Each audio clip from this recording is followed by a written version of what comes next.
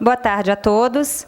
Vamos dar início ao primeiro painel da Comissão de Política e Relações Trabalhistas CPRT da Câmara Brasileira da Indústria da Construção, com o tema Informalidade e Inspeção do Trabalho na Indústria da Construção.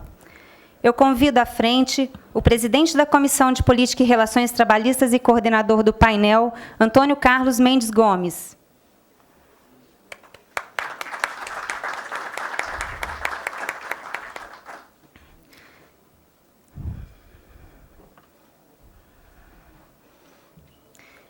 Convido os debatedores, engenheiro Paulo Vanzeto Garcia, presidente do Sinduscom Rio Grande do Sul, e o engenheiro José Paulo Gringues, coordenador da CPRT do Sinduscom Rio Grande do Sul.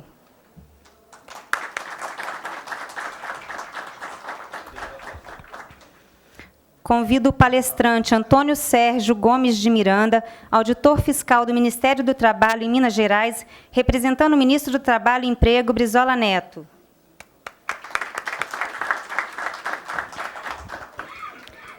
A dinâmica deste painel se dará com a colocação do tema pelos debatedores, com a duração de até 20 minutos. Em seguida, será feita a apresentação do palestrante, que terá mais 20 minutos. Após, os participantes do painel farão seus questionamentos aos palestrantes e, por fim, a palavra será franqueada aos presentes para as perguntas. Primeiramente, eu passo ao presidente da Comissão de Política e Relações Trabalhistas da CEBIC, coordenador deste painel, Antônio Carlos Mendes Gomes, para a abertura dos trabalhos.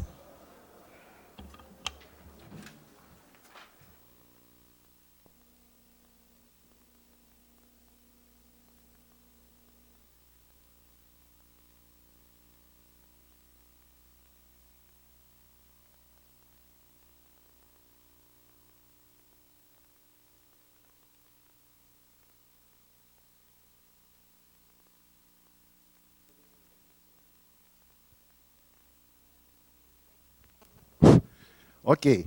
Boa tarde a todos. Eu acho que os que acompanham a CPRT da CEBIC ao longo dos diversos ENICs, devem estar percebendo que a gente está começando os trabalhos da nossa comissão esse ano, neste ENIC, de uma forma um pouco mais organizada, vamos dizer assim, não diria formal, mas diria mais organizada. Temos uma assessoria por parte da Gilmara, que é advogada da CEBIC e que foi destacada para assessorar a CPRT durante esse ano, e está fazendo isso de maneira muito boa, brilhante, e a gente agradece demais. Eu acho que isso certamente vai produzir efeitos melhores. Esperamos que essas mudanças sejam que apontem na direção de melhoria, de mais eficiência nos trabalhos. Espero que isso funcione. Queria dar as boas-vindas a todos vocês, em particular aos que estarão conosco nesse primeiro painel, justificar a ausência do ministro Brizola Neto, que, recém-nomeado, fez uma viagem ao exterior logo em seguida, tem uma série de compromissos. Até ontem manteve a possibilidade, quando ele conversou com o Paulo Simão, de que estaria presente, mas ontem fez uma designação de representação. Agradecemos ao Antônio Sérgio, né, a presença dele aqui, e vamos dar andamento ao nosso painel.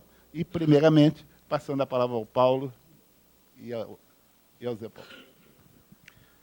Ok, obrigado, Antônio Carlos. Boa tarde a todos. Quando o Antônio nos convidou para fazer parte, como debatedor dessa etapa da CPRT,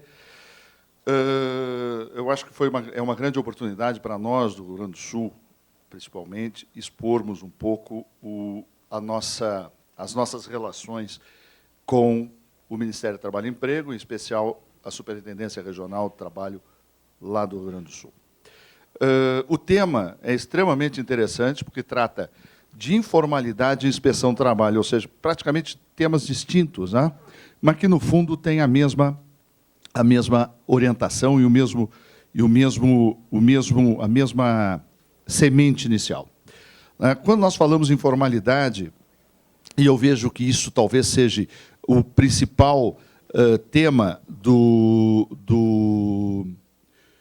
do Ministério do Trabalho e Emprego, do novo ministro Brizola Neto, o novo superintendente do Rio Grande do Sul, quando empossado, disse que informalidade na construção civil era a principal pauta de trabalho que ele teria nos próximos anos. Eu acho que a fiscalização faz o seu trabalho limitado, ou seja, tratar a informalidade pelo aspecto de fiscalização é um pequeno pedaço do todo, né? Informalidade no Brasil tem origens e tem causas. Há pouco nós recebemos, eu acho que todos nós tivemos acesso, um estudo da FGV sobre o custo trabalhista no Brasil, né? O custo da legislação trabalhista brasileira. E lá, muito bem feito o trabalho, ele atinge lá 184% sobre o salário de folha, né? Que recebe o trabalhador. E conclui dizendo que talvez esta seja uma das grandes causas para a informalidade no Brasil, né? Este custo do trabalho, esse custo excessivo, né, que o trabalhador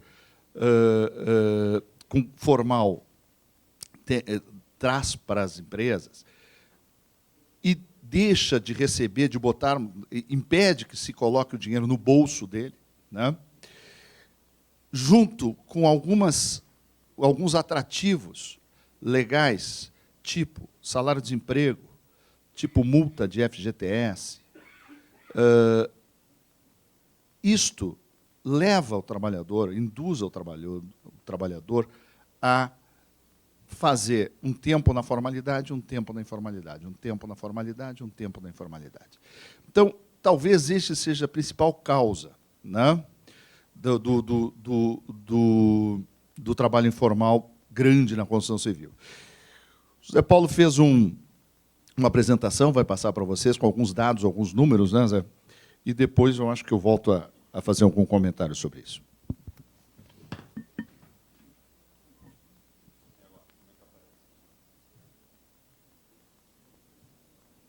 Bom, então, boa tarde a todos. Cumprimento os Antônio Gomes, que temos dois aqui na frente, né? E, através desse cumprimento todo mundo aqui. Esse assunto, onde é que é? Informalidade e inspeção do trabalho na indústria da construção, ele é basicamente como todos os assuntos que a gente trata na CPRT. Bem calmo, bem tranquilo, não tem estresse, todo mundo compreende bem e nunca dá nenhuma confusão. Passar, para cá? Como é que é? Ponto para ti? Não, acho que é lá, né? Aqui é só... Passa tu. Bom, primeiramente a gente queria situar um pouquinho como é que fica esse negócio de informalidade aí no Brasil, né? Então, nós temos aqui uma pesquisa feita aí pelo IBGE, que fala em todo o setor econômico, não só na construção civil, e que mostra que nós teríamos hoje um contingente aí de 24% de pessoas empregadas sem carteira assinada. Se a gente fizer uma análise desses anos todos, nós vemos que esse número vem decrescendo e já de uma forma bastante interessante. Mas é um número significativo. Quando nós vamos falar em construção civil, né, o IBGE fala, e aí só vamos até 2009 nesse levantamento, que na construção civil ele chega em 45%. Ou seja, um número significativamente maior do que o número que nós vemos no Brasil como um todo. E isso tem razões históricas. Mas, de qualquer forma, nós podemos ver também que esse número vem decrescendo de uma forma bastante interessante. Lá no Rio Grande do Sul, tem uma universidade ali perto de Porto Alegre que faz um trabalho corriqueiro, através de um professor, o Sérgio San, que está aqui conosco, que ele bota os alunos do curso de engenharia a fazer uma pesquisa em alguns canteiros de obra para tentar identificar como é que é esse cenário ali naquela região. Então, é uma região próxima a Porto Alegre, é a região metropolitana, e nesse ano de 2012, eles entrevistaram 1.442 pessoas e 48% dessas pessoas não tinham carteira, o que está muito próximo daquilo que foi apresentado pelo IBGE. Tem aqui uma distribuição rápida do percentual de cada função que foi entrevistada. Eu acho que isso mostra que está bem enquadrado com o que é um canteiro de obras mesmo hoje. Isso é só para exemplificar. Próximo. e fazem algumas perguntas que são interessantes. Eu extraí 2 ou 3 aí para nós conversarmos, e uma é, se esse pessoal já sofreu acidente de trabalho. 29% diz que sim. E a outra é, se usam EPIs. 67% diz que não. Então, nós voltamos a uma causa tranquila, né? Nós não temos cultura de segurança na construção civil. E isso é uma coisa que a gente tem que ensinar. Vamos para o próximo. A construção civil, quando se fala em construção, né, o grande problema é que nós englobamos uma quantidade enorme de atividades, né? Então, nós temos obras residenciais, obras industriais, muita gente coloca construção civil e construção pesada junto, infraestrutura, obras públicas, e lá embaixo tem aquele cara ali, autoconstrução. Esse cara parece não significar muito, porque nós nunca falamos dele. Mas se a gente for ver a indústria cimenteira, o maior percentual de consumo de cimento no Brasil hoje se dá na autoconstrução. Naqueles onde não tem empresa de engenharia, não tem emprego formal, não tem coordenação, não tem nada. E isso é construção civil. Vai para o próximo. Bom, entre as principais características da construção civil, assim, eu destaquei 2 aqui, são várias, mas nós temos em um canteiro várias atividades especializadas, né? A gente começa desde fundação, tem uma empresa especializada, depois nós vamos lá fazer estrutura, pode ter uma empresa especializada. A Cofix recebeu um prêmio, né? É uma empresa especializada que tem 1.500 funcionários só fazendo isso. E nós temos atividades por prazo definido. Elas têm um início e têm um fim definido. Não é uma coisa no canteiro de obra que tem continuação. Nós não somos como a indústria tradicional, em que o cara vai lá para dentro e fica trabalhando de forma sistemática, e se tudo correr bem, ele pode ficar lá o resto da vida dele. Isto faz com que a gente tenha a necessidade de ter o subempreiteiro. Ou seja, o subempreiteiro está para a construção civil, desde que existe a construção civil, tem a subempreitada. Alguns tendem a falar de terceirização, mais tarde nós vamos falar de terceirização. Nós estamos tentando não falar em terceirização, porque a terceirização tem alguns aspectos, e a subempreitada tem outros. E ela é regida por lei, e uma lei que torna absolutamente legal a sua utilização. Mas hoje nós temos, lá no Rio Grande do Sul, e isso tem uma tendência de migrar, vocês estão vendo aí que está tendo um projeto de lei sobre terceirização, tem a tendência de migrar para cima, o que vem de lá normalmente sobe, e infelizmente nem sempre são coisas muito boas, né, em que a gente está começando a condenar o uso do subempreiteiro. E nós estamos esquecendo de ver os aspectos culturais, né, os aspectos de tirar o que cada um sabe fazer de melhor e simplesmente identificar que o subempreiteiro seria uma utilização de mão de obra fraudulenta. E a pergunta é, será que é mesmo? Bom, que vantagens nós temos quando nós usamos a subempreitada? Ou deveríamos ter? Quer dizer, o subempreiteiro ele pode ser um cara especializado.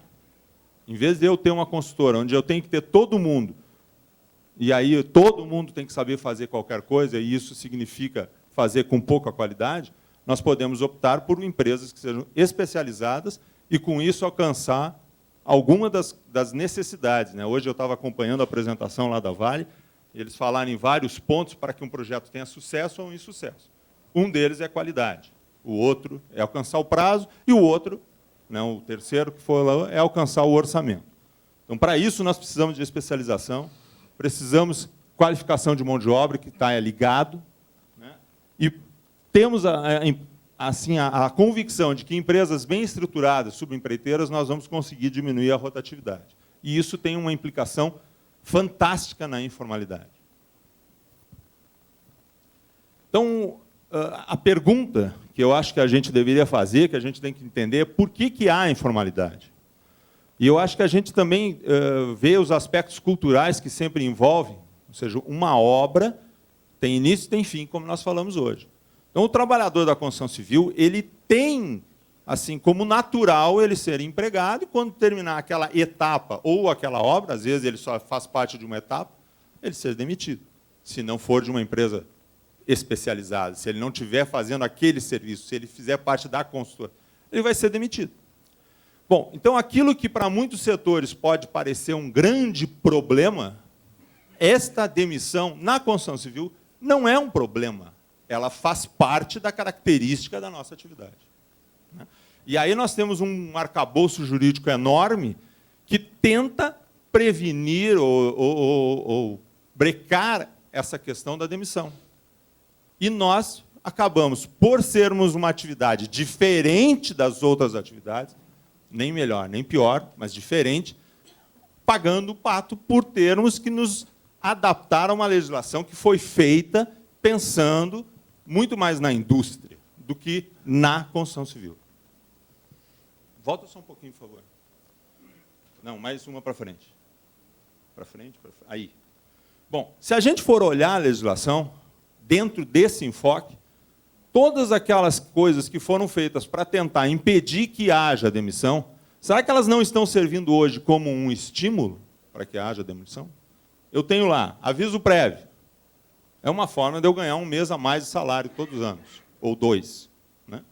Eu tenho lá multa do fundo de garantia. Eu tenho lá salário-desemprego. Eu sempre faço o exemplo de que eu lá tinha uma fila enorme na frente do Ministério do Trabalho em Porto Alegre, e essa fila começava antes das 6 da manhã. Aí um repórter foi lá, eu estava escutando o jornal cedo, foi fazer uma reportagem. Desde que horas vocês estão aqui? Eu cheguei às 4 da manhã para pegar uma fila, uma senha, porque senão não consigo ser atendido, e aquela coisa. E o repórter tentando mostrar que as pessoas estavam procurando emprego e que não tinha, por parte do governo, subsídio. Só que, quando ele foi fazendo a pergunta para os 3 primeiros da fila, nenhum deles estava procurando emprego. Todos estavam procurando auxílio-desemprego. O repórter acabou encerrando, meio frustrado, se podia anotar aquela reportagem. Porque o que ele queria mostrar é que havia muita gente procurando emprego. E o que ele conseguiu ver naquele momento não era isso. É que havia muita gente procurando auxílio-desemprego. Os números mostram que a gente hoje tem quase o pleno emprego, né? Se fala em pleno emprego, e, no entanto, nós temos o maior índice de gasto com salário-desemprego. Alguma coisa não está certa, né? Tem uma... Como é que eu posso ter pleno emprego e gastar muito mais do que nos outros anos com seguro-desemprego? Nós temos, e aí o Paulo já falou, um elevado custo de encargos sociais. Esse trabalho da FGV, que se vocês não viram, por favor, procurem, porque ele é muito completo, muito interessante, mostra lá 183% sobre o salário bruto. Mas ele faz uma outra questão que é importante, que ele tenta ver como é que o funcionário percebe esses encargos. E, para o funcionário, apenas 58% de tudo isso que a gente paga a mais, ele percebe como sendo para ele. Né? Então, ele não considera o fundo de garantia só quando ele é demitido, INSS, até pela qualidade do serviço que é feito, auxílios diversos, o seguro acidente de trabalho, licença, tratamento, isso aí para ele não percebe. O que ele percebe é dinheiro no bolso. E esse dinheiro que é gasto, ele não vê chegar nele. Então, dentro dessas aí, eu queria ver se alguém de vocês conhece trabalhador da construção civil, eu não estou falando de administrativo, tá? Que tenha pedido demissão. Eu não conheço nenhum. Toda vez que o cara vai embora, ele vem para mim, ô doutor, vamos fazer um acordinho. E se eu disser que não, como a maioria diz aqui que não, ele diz, não, está bem. Aí ele para, morcega, enrola, e tu acaba mandando embora. Porque ele para de trabalhar. E o que eu tenho como para me defender disso? Nada. E esse negócio que a gente tenta manter para não ter rotatividade, acaba servindo para estimular a rotatividade. Então, eu faço a pergunta, será que as ferramentas criadas para dificultar a demissão não estão servindo de estímulo para a rotatividade? Lembrando que eu estou falando de construção civil. Eu não estou falando de trabalhos que não são temporários. Né? Estou falando, nosso trabalho é um trabalho temporário. Vai. Bueno, eu queria tentar, antes de entrar no assunto da inspeção do trabalho, né, tentar focar um pouquinho na questão da subempreitada. Nós estamos num momento extremamente crítico com relação a isso. E eu vejo lá no Rio Grande do Sul, onde essa criticidade está sendo maior, nós estamos com várias obras sendo autuadas, empresas correndo o risco de ação civil pública, por uso de mão de obra de subempreiteiro, para não dizer mão de obra terceirizada. E gostaria que a gente pudesse evoluir nessa discussão para tentar entender se este é o caminho correto. Se nós podemos, de uma hora para outra, fazer uma ruptura, pegar todos esses empreendedores de pequeno porte, que são os subempreiteiros, e dizer, agora tu não empreende mais nada, tu vai lá e arruma um jeito de ser empregado. E se eu posso chegar para os trabalhadores deles, como tem sido feito no Rio Grande do Sul, de forma está sendo exigido, tu agora vai ser demitido do empreiteiro e vai ser contratado pela consultora. Será que o trabalhador também quer isso? Será que o trabalhador tem interesse nisso? Será que nós não estamos deixando de discutir essa matéria e ela está indo já para decisão a nível de projeto de lei, sem que a gente tenha feito realmente uma consulta pública que possa dizer o que são os anseios da nossa comunidade? Então, eu acho que a gente deveria discutir um pouco mais esse assunto, porque simplesmente falar que uma empresa subempreitada está sendo uma fraude na mão de obra, uma forma de não pagar encargos, eu acho complicado. Eu tenho hoje um exemplo lá em Porto Alegre, de uma empresa que teve essa ação, ele comprovou todos os seus trabalhadores com carteira assinada, com encargos recolhidos, com folha em dia, tudo bonitinho, e que não está sendo aceito pela nossa superintendência. Então, eu acho isso extremamente questionável. Depois, tem uma associação muito grande, essa questão da informalidade e a questão da inspeção do trabalho. Mas a inspeção do trabalho não é só isso. Se a gente for procurar lá naquele decreto 5.063 de 2004, fala em o que o Ministério do Trabalho tem que atuar, e o terceiro item lá é fiscalização do trabalho. E depois o sexto item lá é saúde, segurança e saúde no trabalho. Avança. Nessa mesma anexo, no artigo 21 ali, também fala sobre as superintendências, e que delega para as superintendências as questões de fiscalização do trabalho, medição, arbitragem, que estejam observando as diretrizes e procedimentos emanados do Ministério. Ou seja, nós estamos falando das NR. A gente não pode fazer fiscalização do jeito que eu imagino que eu quero fazer a fiscalização. A fiscalização tem que seguir determinados parâmetros, tem que seguir legislação, tem que seguir NR, até para que todo mundo possa ter aí uma segurança jurídica. Ou seja, eu vou fazer alguma coisa que está na legislação e não vou ser punido por isso. Bom, eu estou colocando que nas relações de capital-trabalho, a importância do Estado como agente mediador e fomentador das condições propícias para o desenvolvimento e crescimento de ambas as partes é fundamental. Então, a relação tripartite se mostra a melhor forma de buscar harmonia e consenso entre laboral e patronal, servindo o Estado como agente conciliador. Claro que a fiscalização, de acordo com as normas, é a principal ferramenta de acompanhamento. Porém, o objetivo principal deve ser a educação, visando o aprimoramento técnico dos canteiros de obra. Hoje, eu estou falando agora de uma experiência nossa, local, então tu me perdoe quando eu digo isso, tá? Mas a nossa experiência é que hoje as auditorias elas são punitivas. O Sam usa muito a frase, é um horror quando a gente está punindo a empresa e não está protegendo o empregado. Não está protegendo o trabalhador. Então, isso nós não podemos compactuar. Todo mundo sabe que um bom empresário quer ter lucro. É evidente isso. Para que ele seja um bom empregado e tenha lucro, ele precisa, de forma necessária, proteger o seu trabalhador. Que acidente de trabalho, não em primeiro lugar, mas é um péssimo negócio. A gente gasta uma grana e a gente gasta uma energia horrorosa, porque o que acontece num canteiro de obra, quando tem acidente, em termos psicológicos, em termos de motivacionais, é muito ruim. Então, nós temos, infelizmente, no nosso setor, como em todos os setores, mas nós temos no nosso, maus empregadores. Temos. E aqui, essa comunidade tem o dever de divulgar as ações de saúde e segurança do trabalho para que a gente possa vir a mudar isso com o passar do tempo. Mas é uma questão cultural. Construção civil, em todo o mundo, tem acidentes.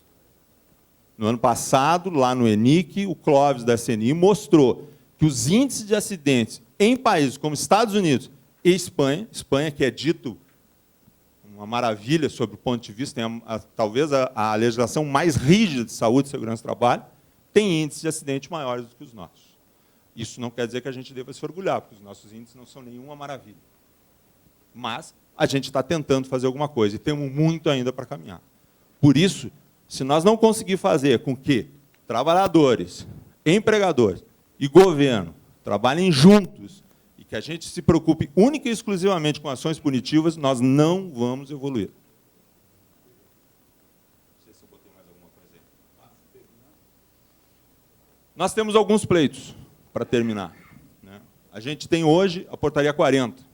Nós gostaríamos que a portaria 40 fosse seguida. Ela é um excelente instrumento para ajudar nessa questão. E lá no Rio Grande do Sul ela não é seguida. Não sei como é nos outros estados, mas eu tenho que trazer a experiência que nós temos. Nós queríamos tornar as historias de obras um pouquinho mais educativas, em vez de serem punitivas. Eu acho que vai ter uma... É óbvio que se tu chegares num canteiro e que o canteiro for o retrato da dor, melhor é dar porrada mesmo. Mas, né, eu acompanhei a convite do CPR lá em Porto Alegre, quer dizer, a superintendência convidou os membros do CPR a fazer uma auditoria conjunta. Fiquei meio preocupado como é que a empresa ia ver esse troço, né, dizer, vocês estão indo dar aval a essa auditoria. E nós fomos, com todo o grupo. Foi uma auditoria muito interessante, porque se mostrou claramente que aquela empresa fazia os investimentos necessários em saúde e segurança do trabalho, mas que teve falhas na aplicação dos investimentos. Os recursos estavam todos lá. E tinha algumas coisas para melhorar. Tinha mesmo, né? O auditor me disse, né, como a gente diz brincando na família, disse para mim, né, que ele achava aquela obra muito boa e queria que todas fossem assim. Só que ela ficou 90 dias embargada. Eu não sei o que dizer. Conversei com ele 10 vezes e era tudo, eu vou usar um termo técnico aqui, tudo pentelesimal, tudo detalhe, tudo porcaria. Então, onde é que nós chegamos com isso? Se o interesse for punir a empresa, nós não vamos conseguir evoluir. Eu acho que no momento que uma empresa que tem falhas, receba a visita do auditor, ela deve dizer, opa, está chegando um cara que sabe muito mais do que eu de segurança e que vai me ajudar. Né? Bom, eu preciso embargar essa obra. Vamos embargar. Mas aí ela passa a ser prioridade. Né? À medida que a empresa chama porque fez as suas devidas adequações, vamos lá ajudar. Qual é o interesse em fazer que uma atividade econômica fique parada? Eu tenho hoje, em Gravataí, uma empresa que foi autuada embargada há 45 dias atrás, já fez várias solicitações formais e que não recebeu a visita do auditor. Ela está embargada. 45 dias. Quanto isso custa? Não é para aquela empresa. Quanto isso custa para o país? Isso é prejuízo para o país. Eu acho que é isso que nós devemos lutar. Nós temos que lutar pela segurança do nosso trabalhador. Isso é nossa obrigação. Está escrito na legislação e devia ser a nossa consciência. Mas a gente tem que ter ajuda. Então, quando eu digo Superintendência Regional Trabalho e Emprego, para haver trabalho e emprego, precisa haver trabalhador e precisa haver empresa. Se não houver empresa, não há trabalhador. Eu também quero o colo da superintendência. Eu também preciso da ajuda da superintendência. Eu não sou inimigo. Se eu continuar sendo visto como inimigo, nós não vamos evoluir. Bom, eu acho que nós poderíamos encabeçar uma busca por soluções nacionais para determinados itens que são interpretativos. Linha de vida. Linha de vida no Rio Grande do Sul precisa 2 cabos de meia. Vocês já viram um troço desse? Os peões odeiam colocar aquele negócio porque dá um trabalho e acaba se tornando um risco muito maior. E ela não protege ninguém. Agora, eu faço uma pergunta. Quantas obras vocês viram aqui que teve acidente, que morreu gente por cair numa linha de vida que rompeu? Qualquer linha de vida. Tem um bando que caiu porque não tinha linha de vida ou porque o trabalhador não estava preso à linha de vida. Mas eu não conheço nenhuma que rompeu porque a linha que morreu alguém ou porque a linha de vida rompeu. Então nós estamos lá perdendo um tempo danado discutindo o projeto da NASA e não protegendo o trabalhador. Né?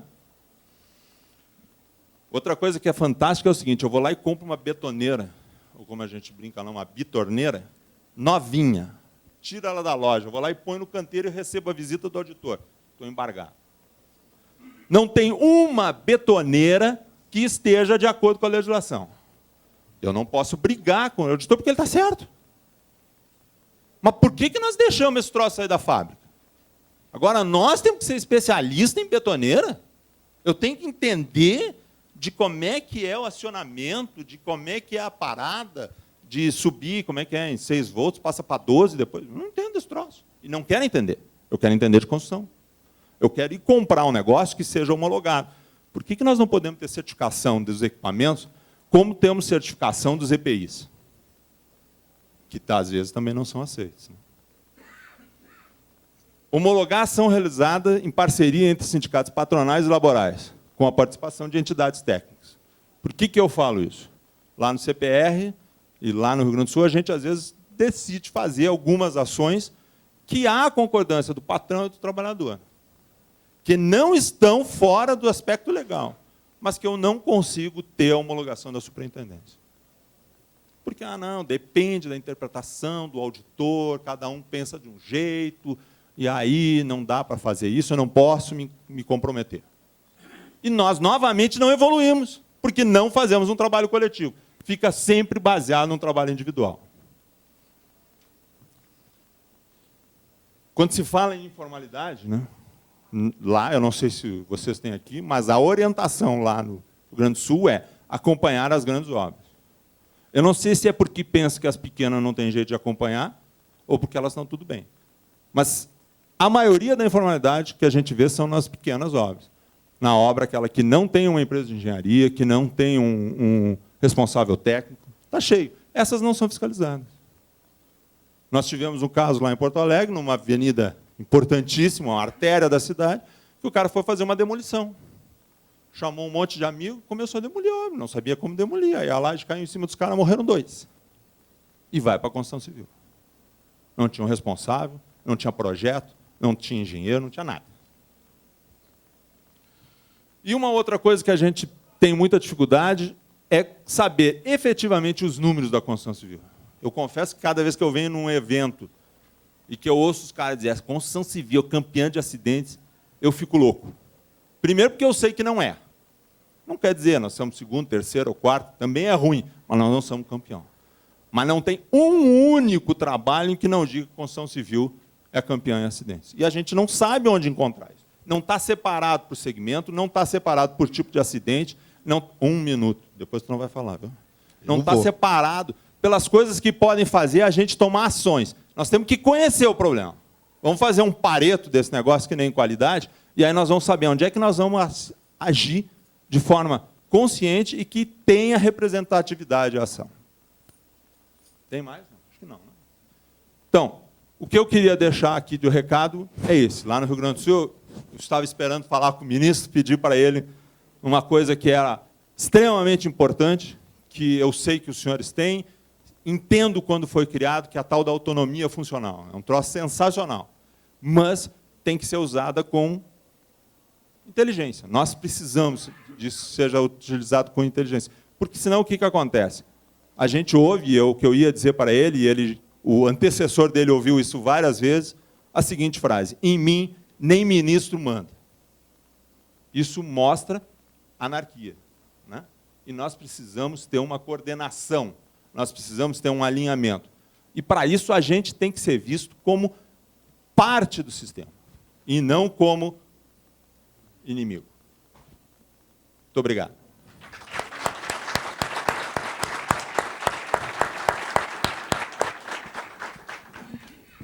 Muito bem. Paulo, você... Depois da palestra, depois, né? Zé Paulo está eu acho que... tá ótimo. Concordo, plenamente. Auditor fiscal Antônio Sérgio, por favor. Então, boa tarde, prazer a todos. Né?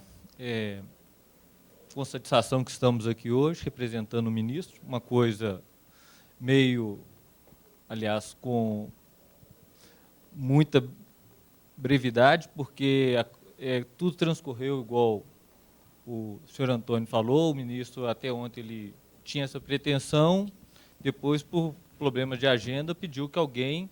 Eu sou auditor fiscal, sou aqui da Superintendência de Minas Gerais, com todas as ressalvas do mundo, tá? Quero falar em nome da minha experiência e do que acontece um pouco em Minas Gerais. Claro que a gente tem, né, conhecimento das atividades do Ministério como que a coisa se desenvolve dentro da administração pública, mas vamos falar um pouco do que é o nosso pensamento aqui e o que acontece na Superintendência de Minas Gerais. Inicialmente, a gente gostaria de dizer que o Ministério do Trabalho ele tem passado por um processo também de reciclagem, de atualização, né, de repensar a sua forma de trabalho. O número de auditores no Brasil é muito pequeno mesmo. Em função disso, em 2010, houve uma mudança profunda na forma, no desenvolvimento e no trabalho da auditoria fiscal. Eu entendo que a auditoria hoje ela não é mais punitiva, ela tenta ser, sim, orientativa. Tá? É uma mudança, agora, como toda mudança, ela leva um tempo. Né? Nós estamos numa transição, aí, sem dúvida, mas eu não vejo mais a auditoria como, há 15 anos atrás, uma auditoria meramente punitiva. E eu vejo hoje uma auditoria atualizada, uma auditoria mais sensível à realidade do nosso país, e uma auditoria que busca, sim, negociar, conversar, orientar, mas existem aqueles limites também, onde o auditor, ele, até no intuito de se resguardar como funcionário público, ele se resguarda como? Ele faz o auto de infração, colocando num documento, por escrito, quais são as motivações dele, porque isso, aí a gente transfere também para uma parte mais jurídica, mas uma parte fundamentada, onde a empresa vai ter, dentro do processo administrativo fiscal, toda a possibilidade de justificar suas ações, mas aí de uma forma clara, substanciosa, profunda, né? Porque muitas vezes a gente vence aquele limite onde o auditor vai, mas dali para frente ele... Então, a colocação da autonomia fiscal, eu acho que ela é válida, ela é uma realidade hoje, mas hoje eu entendo que o Ministério procura, sim, superar, né, com cursos, com projetos visando procedimentos homogeneizados dos auditores, né, padrões de conduta. Agora, em função de toda uma estrutura da administração pública hoje, existem todas as limitações, né? Talvez, como você falou, as obras, a prioridade das grandes obras é uma realidade, porque a gente, infelizmente, é uma estrutura, nós também somos funcionários, nós não conseguimos alcançar tudo. Né? Então, eu acredito, sim, que hoje vejo, como funcionário, que se busca o entendimento, a parceria. Eu acho que o Ministério está passando, sim, por uma mudança, por os últimos anos, porque nós temos uma parte, né, os nossos gestores, as nossas chefias superiores são muito políticas, mas a inspeção do trabalho são funcionários públicos concursados. Né? Nós temos uma lei que regulamenta o nosso trabalho, então nós somos, às vezes, muito amarrados, vamos dizer assim, em função dessa legislação que nos obriga, de uma certa forma, restringe os nossos limites de atuação. Eu vejo muito por aí. Agora, percebo claramente que o Ministério do Trabalho tem, sim, o ministro, inclusive, ele tem focado hoje no que ele chama um trabalho digno, né?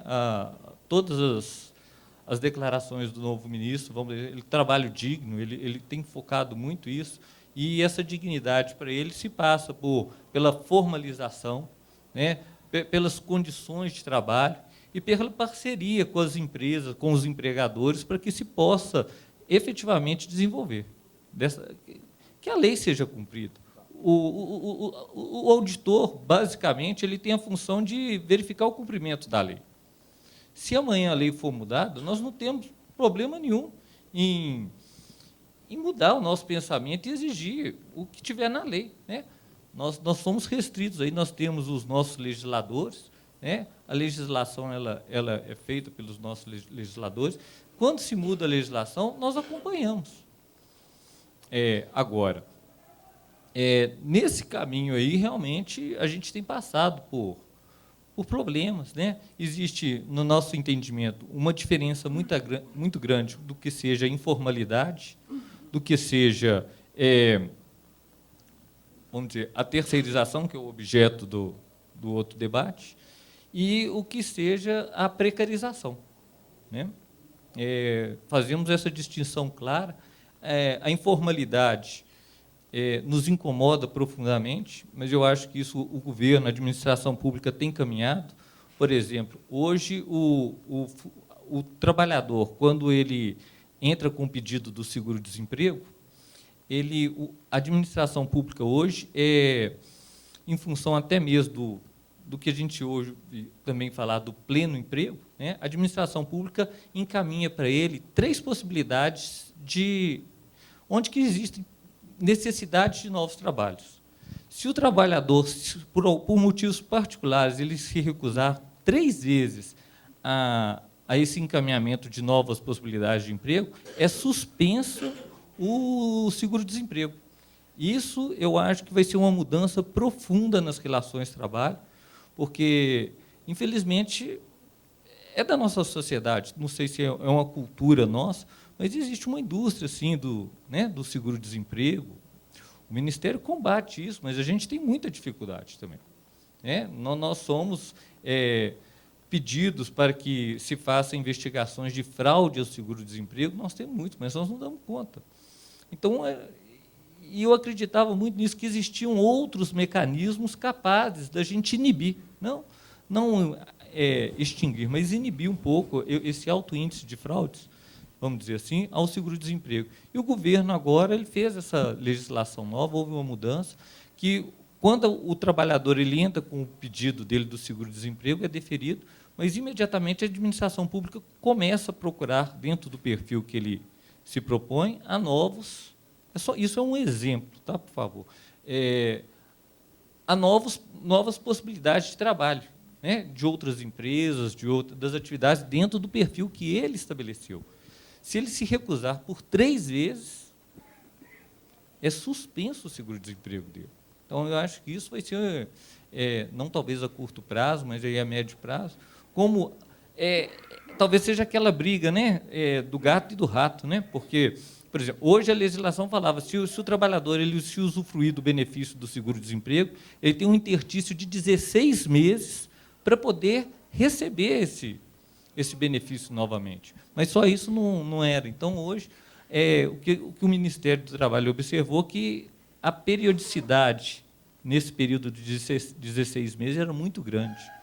Porque o trabalhador já assimilou essa cultura, eu tenho que ficar 16 meses. É um interstício para me pleitear esse benefício mais uma vez.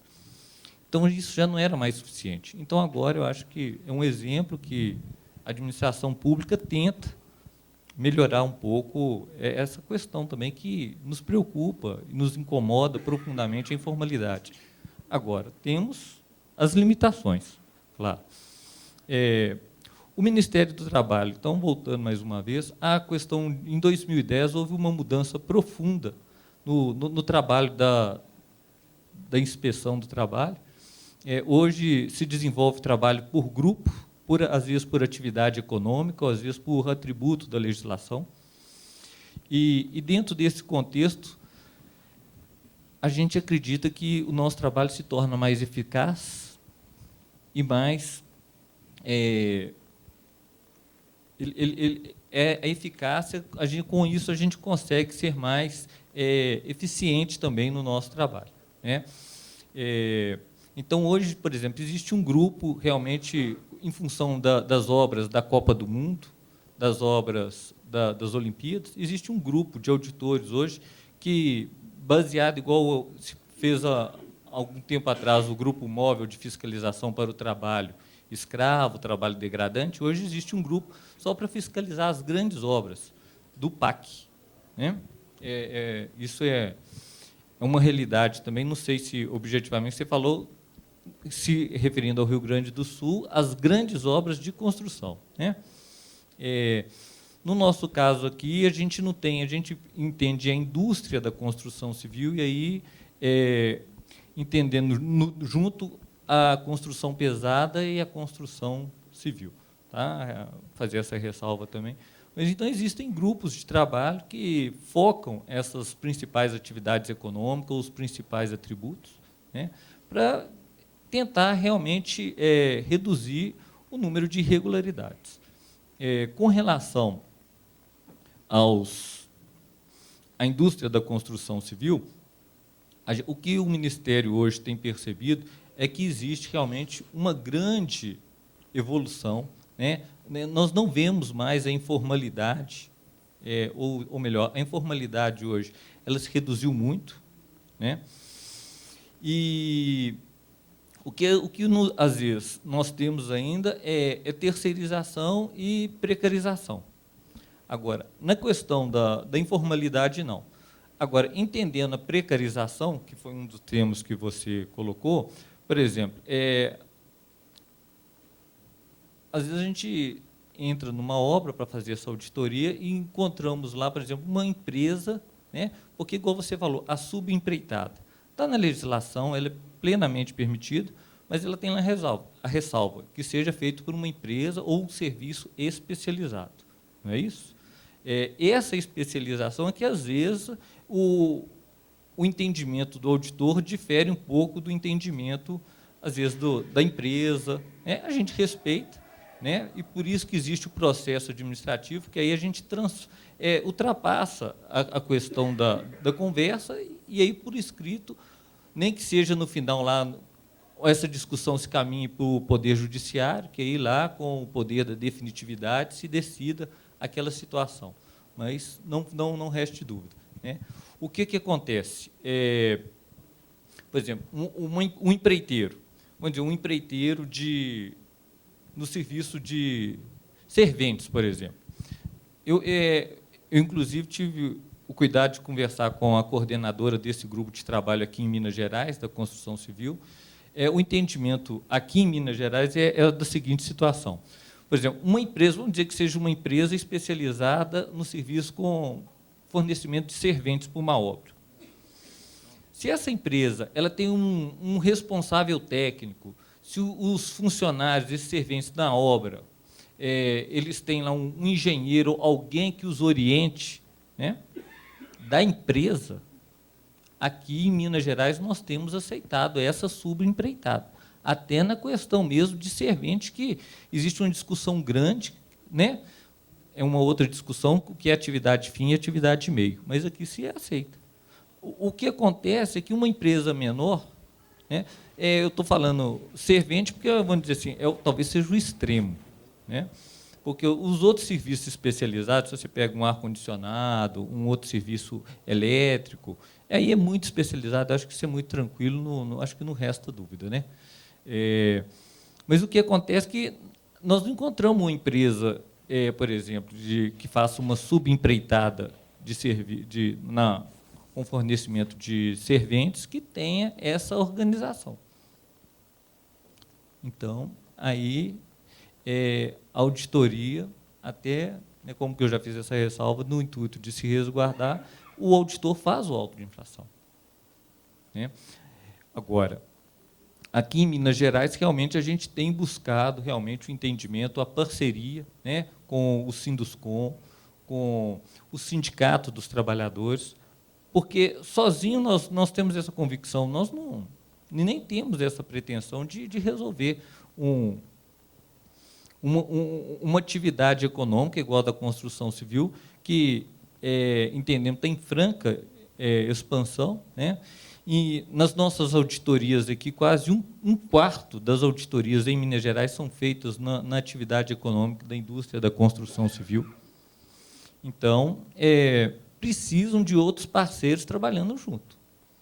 Em Minas Gerais, não temos nenhuma ilusão de que sozinhos vamos mudar uma realidade, um mercado de trabalho.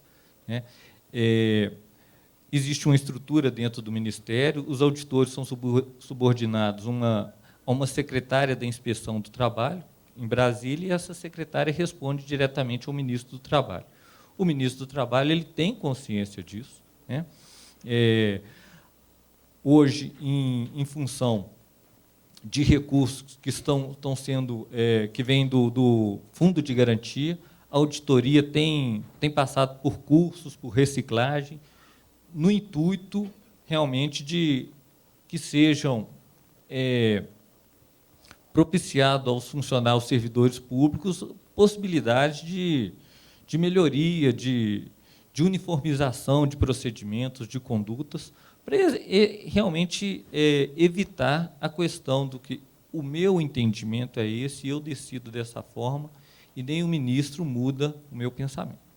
Isso, eu acho que isso incomoda, sim, incomoda até nós mesmos, enquanto funcionários de uma instituição. O ideal seria, e eu vejo o Ministério caminhando para isso, para procedimentos uniformes, procedimentos comuns, não só em cada estado, mas em nível nacional, para que esse tipo de argumentação, essa discussão seja superada.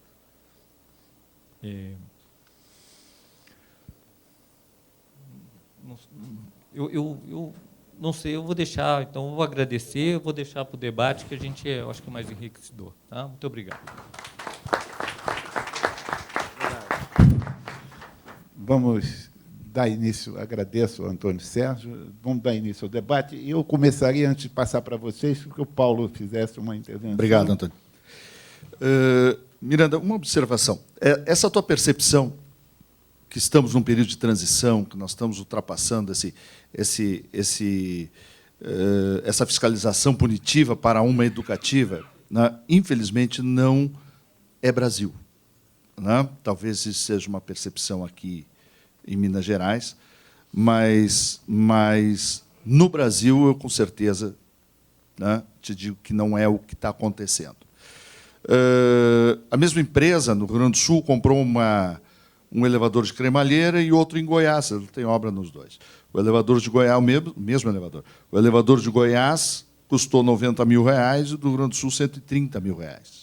É o chamado elevador de bombacha, que tem uma série de mecanismos, tal, de exigências, porque lá é diferente.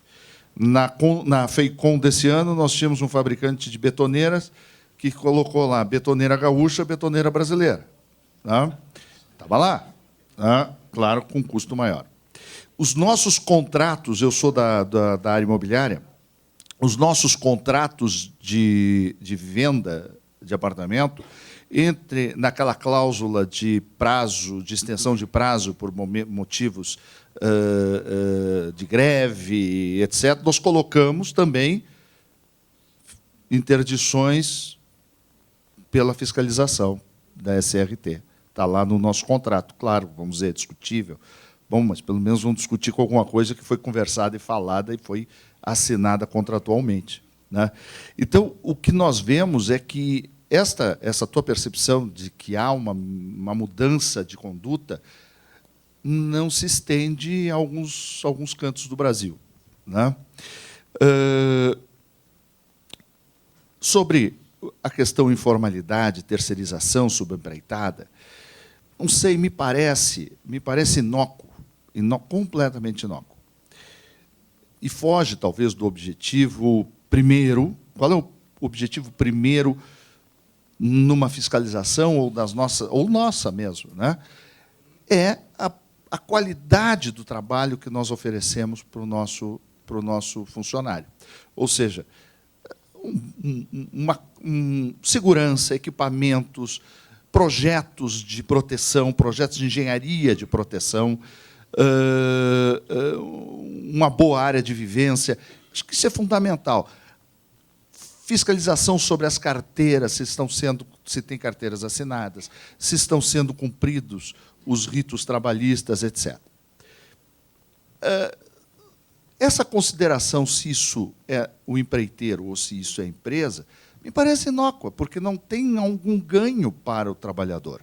O trabalhador trabalhando por um empreiteiro que registrou sua empresa, tem lá seu CGC, paga suas contas, assinou sua carteira, tem responsabilidade, aí nós vamos entrar lá na minúcia se ele não tem um responsável técnico. Não sei, não me parece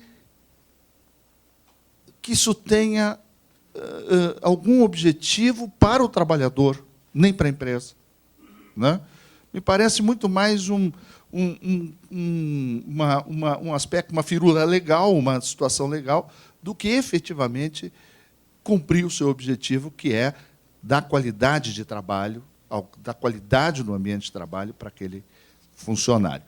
E, dentro da construção civil, nós sabemos que o empreiteiro é fundamental. E para o Brasil é fundamental. Para o Brasil, porque, como disse o José Paulo na apresentação dele, a rotatividade que nós teríamos, se não fosse a existência desse empreiteiro, seria dobrado, praticamente. Quando nós terminamos um serviço de estrutura, o serviço de formas dentro de uma determinada obra, o que se faz com aqueles carpinteiros, aqueles trabalhadores que estão ali? Vamos demiti-los? Porque aquela obra concluiu-se, aquela etapa, né? Se eles estão dentro de uma outra empresa que trabalha com estrutura, que trabalha com esse tipo de serviço, bom, ela já está com outros serviços contratados, porque essa é a função da vida dela. Então, de novo, me parece inócuo nós entrarmos no detalhe de, olha, essa empresa está enquadrada como empreiteira, como... Tem que ver se é precário, se o trabalho que ela, se ela não assina as carteiras dos seus funcionários, ou se tem alguma coisa para isso. Bom, isto sim tem que ser comprovado, confirmado e autuado. Mas, de resto, não sei se exatamente se isso tem ganho para o trabalhador. Antônio, obrigado. Obrigado, Paulo. Antes de passar, queria fazer um comentário que me ocorre. Um pedaço final da fala dele passou uma ideia que, muitas vezes, a gente vê confusão sendo armada em torno daquilo que ele comentou. Cessão de mão de obra é uma coisa completamente diferente de subcontratação de serviço.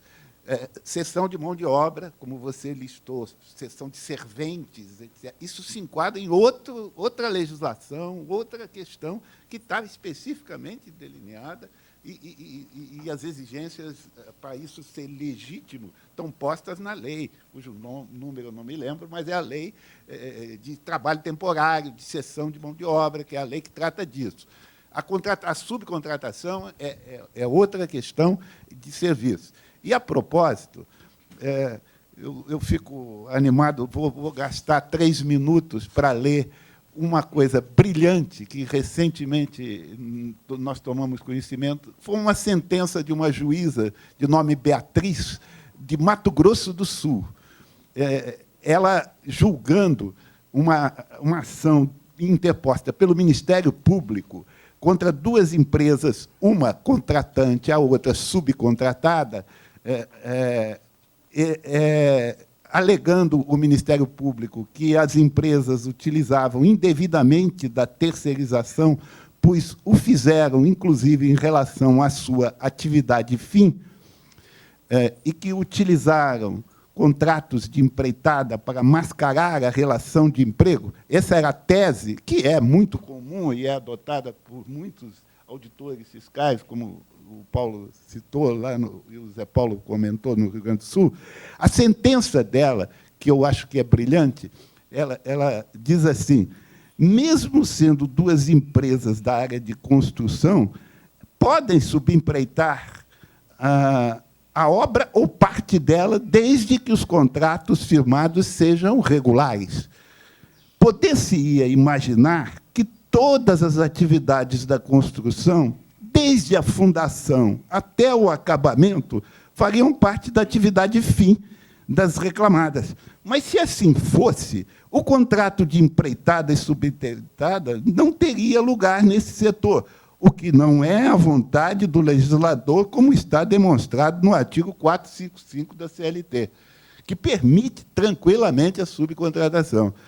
Realmente, pois é notório que a construção de um edifício envolve diversas etapas e diversos profissionais.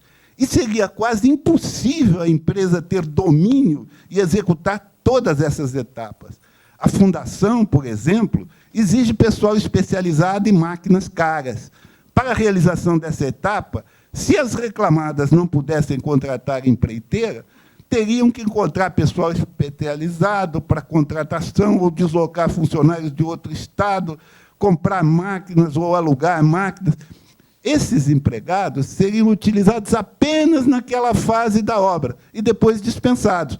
O mesmo ocorrendo em praticamente todas as fases da obra, pois o pedreiro que faz a fundação não é o mesmo que realiza o reboco, e o pedreiro que realiza o reboco não é necessariamente o mesmo que assenta piso.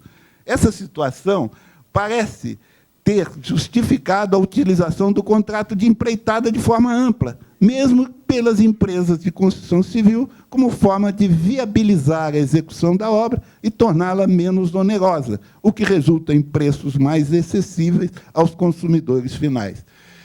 De uma maneira muito simples, a juíza coloca a questão como ela deve ser vista e percebida. Infelizmente, a gente não consegue fazer isso se tornar mais claro, mas a gente vai continuar insistindo.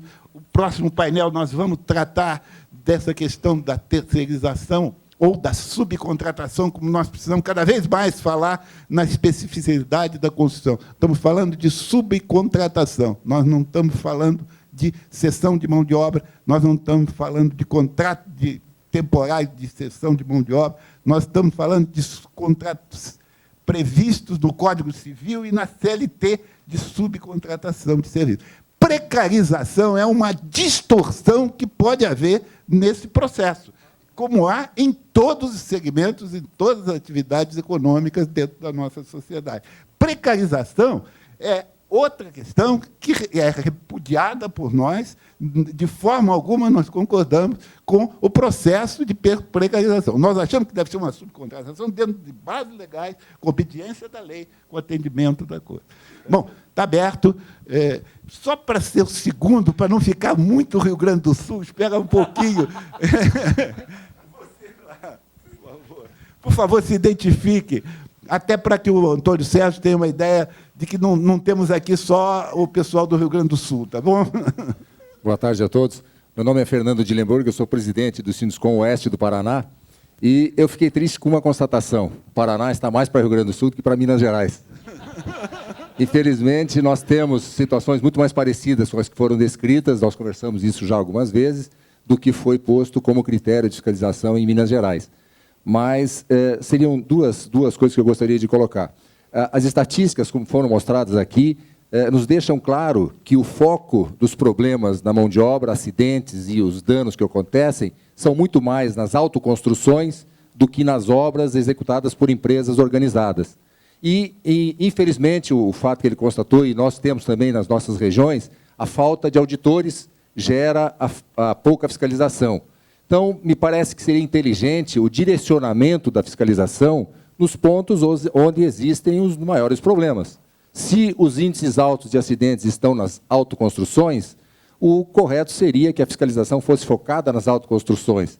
Mas nós temos, pelo menos no Paraná, uma orientação, acredito eu, que velada, para que as fiscalizações não sejam efetuadas em obras construídas sob CPFs, e não em empresas organizadas que tenham inscrição federal ou empresas de construção.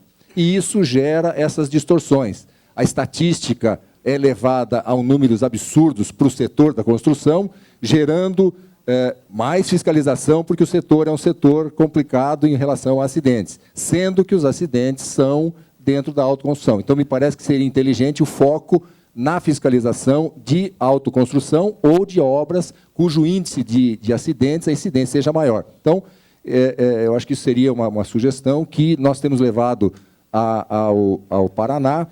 Existe a tentativa de um convênio entre o CREA Paraná e a Delegacia Regional do Trabalho para que haja o acesso à estatística, aos bancos de dados do CREA, para que a Delegacia do Trabalho possa levantar as obras sob CPF e aí organizar uma fiscalização nessas empresas, porque lá também o número de auditores é pequeno, infelizmente, e isso atrapalha. E a segunda sugestão seria que, talvez daqui, nós pudéssemos tirar uma comissão tripartite que criasse uma regra de fiscalização ou de execução de linha de vida, de grades de segurança, de equipamentos, para que elas fossem seguidas pelas empresas, mas que também o mesmo critério fosse adotado pelo auditor. Ou seja, aquilo que a empresa é obrigada a seguir, o auditor deve fiscalizar da mesma maneira. Quer dizer, nós teríamos apenas um desenho de algumas situações, e esse desenho valeria para quem executa a empresa e para quem faz a fiscalização. Acredito que isso criaria uma situação de igualdade e um parâmetro talvez nacional, para que quem constrói no Rio Grande do Sul ou quem constrói no Amazonas possa usar os mesmos equipamentos, os mesmos critérios de material para segurança, e os auditores também teriam esse resguardo, que me parece que também é lógico, né? Que o auditor às vezes se sente pressionado a ter uma segurança até na sua atividade pela responsabilidade que tem. Se isso fosse feito, esse trabalho de uniformização, isso valeria tanto para as empresas quanto para os auditores. Então fica a sugestão nesse sentido. Muito obrigado. Obrigado. Eu vou lhe passar, depois você está anotando, daqui a pouco você fala respondendo algumas questões. Lussan. Só um segundinho que eu estou aqui pertinho. Primeiro ajudamos. Meu nome é Elissandra, sou do Sinduscom, Sul Fluminense, Rio de Janeiro. Eu só queria fazer umas considerações em relação à informalidade. Hoje, o nosso maior número de informalidade está nos nossos concorrentes informais, né? Então, é essa fiscalização que a gente tem trabalhado muito lá na nossa região. O informal está retendo a melhor mão de obra, né? Estão retendo, na informalidade, a melhor mão de obra. Hoje, uma pessoa sai de uma grande indústria, recebe uma indenização, resolve ser construtor, né? Ele sai com um dinheirinho e compra um terreno e resolve construir ali 5 casas. E é essa informalidade que a gente não consegue trabalhar e em cima dela. Nós que somos organizados, temos empreiteiros também, procuramos ali dar a mesma mentalidade para o empreiteiro, tanto na segurança, tudo. Mas e a informalidade dos nossos concorrentes, né? Desses pequenos que estão aí, que lá não vai um CREA, que lá não vai o Ministério do Trabalho, lá não vai ninguém. Então, eu gostaria de deixar essa mensagem aí, da gente também pensar num trabalho para essa informalidade aí. Obrigada. Com certeza. Obrigado. Lussan. Deixa eu passar aqui para você. Facilita aqui. Boa tarde a todos. Lussan, Federação das Indústrias do Estado do Rio Grande do Sul, FIERGS. Aos que não me conhecem, eu peço um pouco de paciência. Aos que me conhecem, já sabem o que vai acontecer, né? Bem, eu queria me dirigir ao palestrante, o auditor fiscal Antônio Miranda, com todo o respeito e pessoal e profissional que possa ter, nada pessoal nisso, mas, infelizmente, o senhor foi indicado para substituir o ministro. Quando eu vi que vinha o ministro, eu já pensei, já falei para alguns, não vai. É óbvio que ele não viria, né? Nós sabemos por quê. Todos aqui sabem que só um ministro que tivesse chegado da Lua e achando que o Brasil era uma maravilha. Mas, para que eu não venho a um evento desses para deixar passar algumas coisas dessas. Para que nós não fiquemos enxugando gelo, nós precisamos que essas considerações cheguem ao ministro. E o senhor, por favor, seja o nosso representante. E alguns comentários. O que está acontecendo no Brasil hoje, o ministro precisa saber, e aquilo que os nossos debatedores falaram e insistiram, existe vários ministérios do trabalho. Quando se fala que está melhorando, que vem melhorando nos últimos anos, eu vou dizer o que acontece no Rio Grande do Sul. Em vez de dizer o que acontecia há 20 anos atrás, eu vou dizer o que acontece hoje. Aí nós vamos para trás. Hoje, nós somos obrigados a botar linha de vida de 2 cabos de meia na periferia. A chave que é exigida na cancela eletrônica sai R$ 800 cada uma. E nós temos obra, que está só alvenaria pronta e tem sarrafo nas janelas, é gradeado, porque um fiscal diz que o trabalhador pode se suicidar.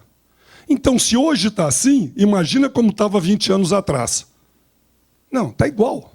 Ou seja, isso é uma coisa. A outra muito importante, e aí entra o que o colega do Paraná falou, isto, colega, o CPN já faz isso. Vários integrantes aqui, nós estamos aqui presentes, somos do CPN, Comitê Permanente Nacional do NR18. E sabe o que acontece? Não existe uniformidade entre os auditores fiscais. Capital e trabalho falam a mesma linguagem, porque o governo ele está preparado para administrar confusão e não parceria. A pior coisa que pode existir para o governo No CPN é quando chega empregado e empregador, concordamos. O Aru foi coordenador durante vários anos, encerrou agora. Chegava ele, coordenador da bancada dos empregados, concordamos. Dava um crepe. Não sabiam, fundia o fusível da turma. Então, imagina, se eles não conseguem fazer isso, como é que vai se fazer essa uniformidade?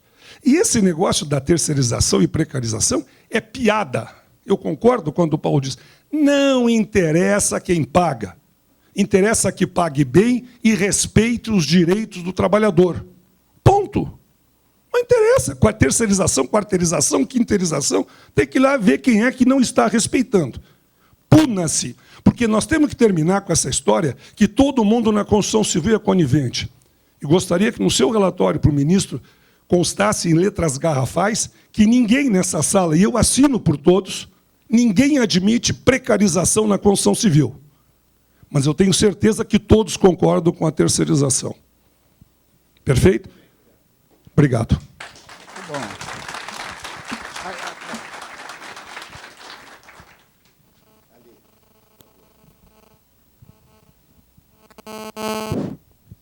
Paulo Malgueiro, Sinduscon de Alagoas. Eu queria só tocar 2 pontos que estão incomodando lá em Alagoas.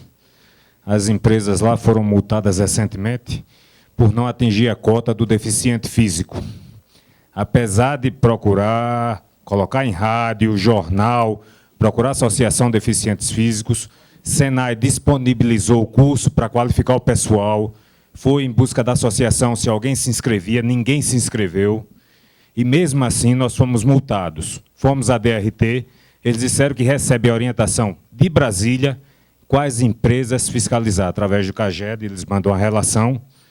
E o problema é que nós fomos multados, pagamos a multa e estamos sujeitos a levar outra multa novamente, que a gente não consegue atingir a cota.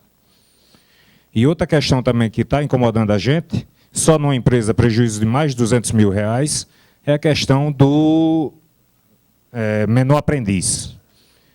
Eles passam 1 ano estudando, recebendo a bolsa, recebendo o vale-transporte, e quando é no ano seguinte que eles vão dar alguma contribuição e ir para o canteiro de obra, eles desistem.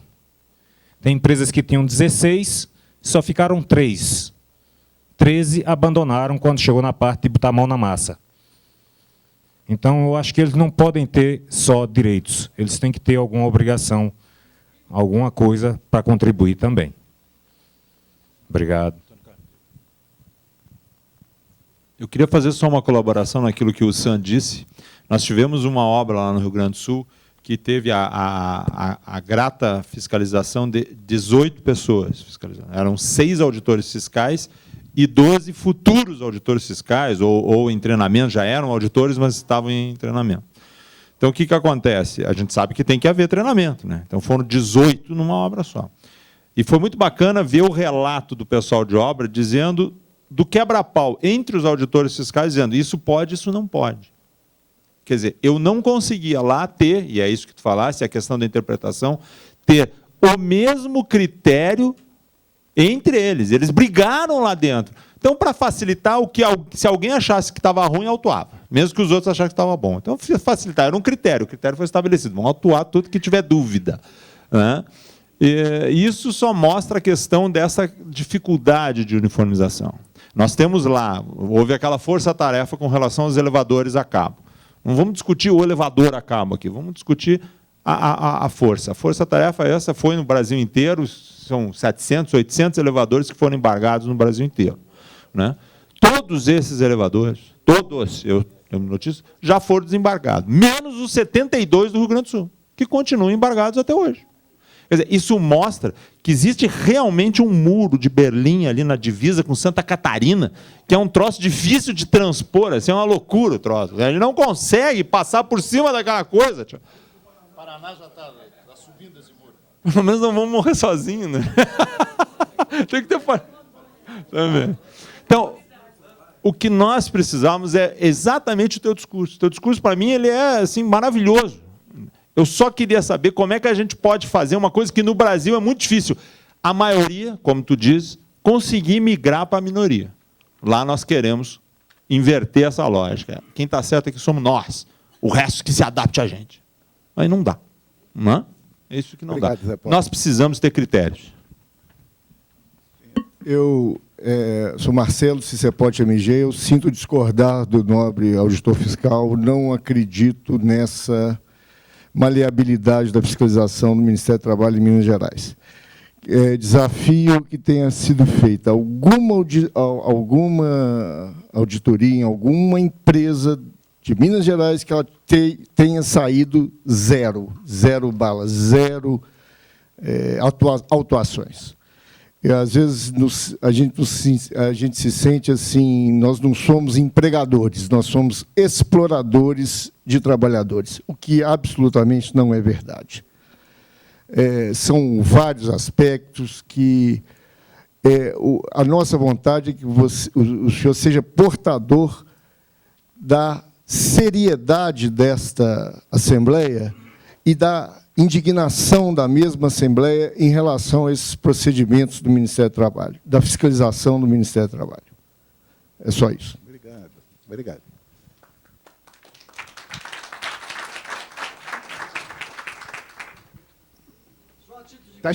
Tá chegando o microfone. Luiz Ney Rezende, Sinduscom do Rio Grande do Sul. Só para título de informação para Alagoas, que o FAS, que estará debatendo hoje às 16 horas, sobre portadores de deficiência na construção civil. Então, é sobre esse tema. Tá, obrigado. Mais alguém? Luiz Carlos Botelho. Prazer em vê-lo. Luiz Carlos Botelho, Sinduscom do DF. Eu gostaria também, aproveitando ali o pedido dele, para o senhor transportar para o Ministério do Trabalho a seguinte questão. A legislação que foi estabelecida para o setor privado contém a mesma legislação para o serviço público, por uma questão de homogeneidade legislativa e por uma questão de estabelecimento de condições executivas coerentes dos dois lados. Esse é um caminho para poder começar a extirpar as condições legislativas inaplicáveis e coercitivas do problema da devolução do capital-trabalho na relação da produtividade. Segundo, a questão do deficiente físico. Não discutindo a questão da legislação, mas colocando um ponto final na questão de também por que não se consegue atingir nem 10% das cotas. É que o deficiente físico tem o seu benefício de previdência social. E tem lá uma série de outros benefícios que a legislação estabelece. E no momento que ele vai ao trabalho, ele perde isso daí. E perde de uma forma vil, porque se ele perde o emprego, ele teria que ter o direito de reconstituir o seu direito do benefício. E a legislação veio e não acatou a temporaneidade de ele estando trabalhando, não receber, e perdendo o trabalho, receber, ou então ficando impossibilitado, porque a situação acontece de forma pior, e ele não pode mais entrar para produzir, ele tenha condições de retornar automaticamente ao processo sem nenhuma vistoria médica e etc. Porque a vistoria aqui não existe mais, a perícia leva até 1 ano. Então, é preciso dar condições de aplicação da lei, ou então extingui-la. Tem uma terceira questão. A terceira questão é com relação à questão da punição das auditorias fiscais. Já existe, inclusive, uma portaria ordenando que tenha que ter a notificação, para poder chegar na autuação, tenha que ter os procedimentos de escada, o procedimento de andar. Só que é o seguinte, no passado, o auditor fiscal era obrigado a fazer manuscrito. Agora, ele carrega um laptop da vida aí e já chega já chega automaticamente com a autuação e acabou. E essa autuação, ela é minudente, ela não vai pela condução educativa, pela condição reflexiva, no sentido de avançar com a segurança do trabalho. Por que não faz assim? Porque ele chega lá, num pé de uma escada, às vezes está uma borracha trincada, ele já vem com aquilo pronto no computador, ele simplesmente imprime. e sem ter passado pela notificação. Ele não dá chance. Ele chega e diz mãos ao alto e já mata. É mãos ao alto e mata. Então, isso tem que ser alterado. O Ministério do Trabalho, a gestão do Ministério do Trabalho, não tem a necessidade de coagir de tal forma, com os valores altos, o setor produtivo, o empresário. Não é assim. Nós evoluímos muito em segurança do trabalho nesses 40 anos. Nós partimos de não ter ninguém nem com sandália havaiana, tá, do cara descalço, para as condições que nós já temos hoje. Agora, isso foi um trabalho imenso educacional. Tem que reverter a condição auditiva para a educação. Agora, também tem que tirar este excesso de autoridade que a lei deu ao auditor fiscal, sem recorrência em nenhuma instância, nem na judicial, nem na administrativa. A outra questão é a questão realmente paritária, do voto paritário do capital trabalho Estado. Não tem condições paritárias. Por que não tem? Mesmo que a lei estabeleça, na prática, isso não é assim. Então, tem que voltar às condições paritárias para que se possa fazer uma evolução.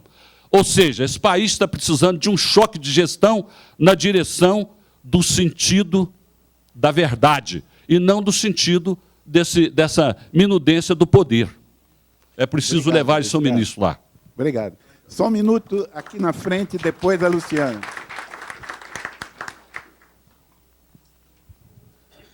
Meu nome é Tânia, eu sou de Rondônia. Eu só gostaria de ser solidária com os colegas que falaram anteriormente, e para que a coisa não fique só do Rio Grande do Sul, agora o Paraná, eu gostaria que colocasse lá o extremo norte, o meu estado, Rondônia, e dizer que não posso estar falando pelo sindicato, meu esposo não está aqui, ele é vice-presidente do sindicato da Construção Civil lá de Porto Velho, mas dizer que isso é uma realidade.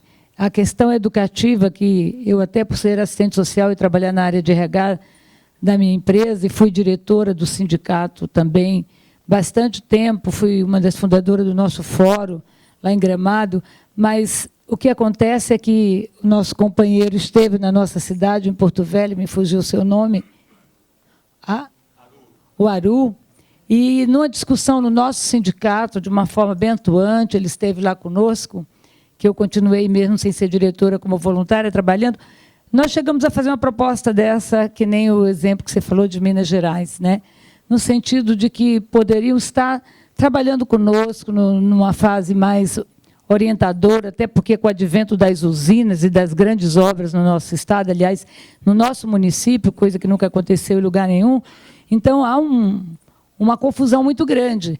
E, então, me dizia fiscal lá no Sinduscom, de que a questão educativa, orientadora, não era da competência da fiscalização do Ministério do Trabalho. Palavras textuais. Que isso a gente deveria procurar o SESI, procurar os órgãos que pudessem fazer essa conscientização, esse trabalho, porque, veja, você é autuada porque o empregado está sem o equipamento, tá certo? Mas você comprou o equipamento, você tem DDS todo dia, você tem PT, você tem OS, APR, é tanta coisa que você contrata, mesmo sem que a lei determine, 3, 4, 5 técnicos, e você tem problema. E isso foi colocado desta forma. Então, que a gente faça, procure outros meios, porque não está na competência dele, que a lei dá ao fiscal o poder de polícia. Então, está na lei, ele tem que cumprir a lei. Aí eu perguntei ao fiscal, eu disse, mas está acontecendo que a pessoa chega, como nem falou o companheiro agora, te dá uma notificação. Tudo bem, faz aquela visita, coloca a mão, vê alguma coisa, ele não usou, você vai ter que conscientizar, vai ter que orientar. É uma questão de cultura, de educação. É uma política pública, onde entra o Estado com a parte dele que ele não faz, na escolaridade, na educação, enfim. Aí o empresário é sempre penalizado, entendeu? Nesse sentido. Então, nós precisamos realmente deixar claro que o Norte, solidário com o Rio Grande do Sul, de que essa postura é o sonho dos empresários, mas, na prática, colocado pelos próprios fiscais do Ministério do Trabalho. Não é a sua competência. E eu perguntei ao chefe da fiscalização, e aí? Ele notificou, ficou de voltar, deu prazo de 5 dias. Chegou 5 dias, marcou as 4 horas, chegou às 6 da tarde, muito rápido, correndo, estou com pressa, e já trouxe as autuações prontas, digitada. O encarregado manda o documento. Pedi para ela ir olhar, que eu tinha arrumado isso, aquilo que ela pediu, o papel higiênico que não estava no banheiro, que estava na almoxarifada. A gente foi notificado, mostrar que o papel higiênico já estava lá no banheiro. As notificações já estavam prontas. Procuramos a fiscalização geral e ele disse o seguinte, ele tem esse poder, ele pode chegar. Mas ele notificou e antes de olhar o serviço estava pronto, estava feito, ele já chegou com a autuação, ele disse, ele tem esse poder. Entendeu? Então, isso... Eu posso dar os nomes dos fiscais, as realidades que acontecem, entendeu? Então, o que eu quero dizer é que nós tivemos já... Eu vou parar, por favor, embora, mas eu estou assim entalada, que geralmente o norte nunca se pronuncia. Mas, olha, nós já tivemos aqui a secretária nacional da fiscalização, e ela dizia, numa prática e num discurso, e eu acho que esse discurso desceu às representações na época, de que a Constituição Civil é a galinha dos ovos de ouro do Brasil. Tem desemprego, tem crise, coloca obra, porque tem que estar lá a Constituição Civil. Por quê? Porque nós trabalhamos com aquele indivíduo que chega, mal sabe escrever e ler, que nunca trabalhou e fez opção por um trabalho para levar comida para casa. Aí, de repente, você dá um EPI, você compra um capacete, como numa área de solda, de R$900, R$980, e o fiscal chega e aquele soldador está sem aquele capacete. Aí você é autuada. Entendeu? Então, quer dizer, a gente tem que realmente discutir, eu acho que esse espaço é um fórum muito importante para se discutir isso. Então, quem é o responsável pela cultura desse meu trabalhador? É a empresa ou as políticas públicas do governo? Eu acredito que tem que se discutir mesmo paritariamente essas questões. Porque eu comprei o equipamento. Eu tenho consciência da necessidade, concordo com ele, o prejuízo de um acidente numa obra. Agora, ele não usou, porque incomodou, porque o ferro queima por alguma razão. Aí, quer dizer, ele não tem nem, por mais DDS, por mais PT, por mais OS, veja que tudo isso é de trabalho, hein? Por mais APR, mas ele não usou e eu fui autuada por causa disso. Eu posso responsabilizar o Estado pela falta de educação e cultura do cidadão rondoniense? Obrigado. Luciana. E com a Luciana, vamos encaminhar para o Antônio Sérgio fazer os comentários. Hein? Fechamos com o Raul. Por favor, Luciana. Bem, eu vou continuar no Muro de Lamentações. Meu nome é Luciana Ferreira Pinto, eu sou advogada, assessora jurídica do CEPOT MG. Eu gostaria de só colocar uma questão importante. O objetivo de todos nós, sem dúvida nenhuma, é cumprir a lei. Nós não podemos, em questão nenhuma, nos abster de cumprir a lei, mas cumprir aquilo que a lei coloca. Então, eu gostaria de aproveitar essa oportunidade para colocar uma questão que vem acontecendo com muita frequência aqui em Minas Gerais. E eu coloco a questão em relação a Minas Gerais, porque no segmento que eu trabalho muito, que é a construção pesada, é um segmento que as empresas operam em vários estados. Então, eu tenho condições de comparar os auditores fiscais em Minas e o comportamento de auditores fiscais em outros estados. É a questão do menor aprendiz. Como se calcula a cota do menor aprendiz? Diz a lei que vai se calcular de 5% a 15% das funções que demandam formação técnico-profissional metódica.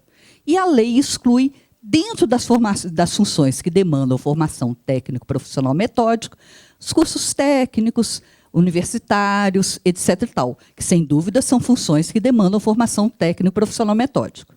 Então, eu entendo que, por força de lei, todas aquelas funções que não demandam formação técnico-profissional metódica já estão automaticamente excluídas. No nosso segmento, nós temos um grande número de funções que não demandam qualquer formação técnico-profissional metódica. Como alguém disse aqui, é entrada, porta de entrada do aquele que você quer saber ler. Daquele que não tem qualquer tipo de preparo, é a atividade da construção. Aquele que não tem nenhum preparo, ele pode ser servente, ele pode ser ajudante no nosso setor. E esse pode ser vigia, né? Muitas vezes até mesmo pedreiro. E estes estão sendo, principalmente aqui em Minas, colocados na cota de formação técnico-profissional metódico. Eu não conheço curso para servente. Se alguém aqui conhece, eu desconheço. Tá?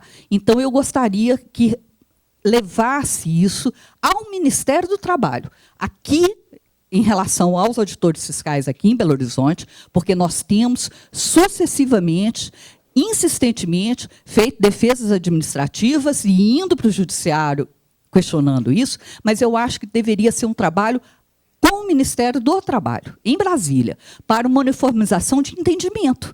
Porque eu tive empresa que aqui, com 300 empregados, não desconsiderou, e essa mesma empresa, com uma obra, a mesma empresa com uma obra no Pará, com 500 empregados, teve uma cota ínfima, completamente diferente na mesma obra aqui. Porque considerou que realmente tinha um grande peso, o número de serventes não entraria nessa questão. Tá? Então, eu acho que essa questão é uma questão importante, porque na lei não tem palavras inúteis. Eu até comparo, por exemplo, com a lei, outra lei de cotas, que é do deficiente físico. Na do deficiente, realmente não há qualquer exclusão. Lá na lei está tantos por cento dos empregados. Então, não há nenhuma exclusão. Mas nessa está claro que, se fosse vontade do legislador não haver exclusão, estava lá tantos por cento dos empregados, excluindo-se os com formação técnica, os de formação universitária. Mas não. O legislador colocou tantos por cento das funções que demandam formação técnica profissional metódica. Obrigada. Perfeito, obrigado. E com o Haru, a gente fecha e passamos para ele. Boa tarde a todos. Meu nome é Haru, eu sou vice-presidente do Sinduscom São Paulo e eu estou mais ou menos 10, 12 anos cuidando dessa área de segurança de saúde e mais a relação capital e trabalho. Eu acho que desabafo, está todo mundo engasgado para falar exatamente das coisas pontuais que existem no Estado brasileiro. Coitado do auditor, Antônio Sérgio, está levando essa pressão toda. Eu acho que realmente a falta do ministro seria importante na presença disso aqui. Então, é só comentar algumas coisinhas. Eu, em 2009, assumi a coordenação da Comissão Permanente Nacional da Segurança e Saúde da ENER 18, e nós temos vários membros aqui presentes hoje que faz parte do comitê. O comitê é um comitê que realmente tem feito muito trabalho para o Brasil nas questões das normas da lei da segurança e saúde do trabalho. O que nós brigamos bastante nesses 2 anos é levar informações para a região. Nós mudamos o CPN para fazer reuniões regionais. Então, nós fizemos em 5 estados,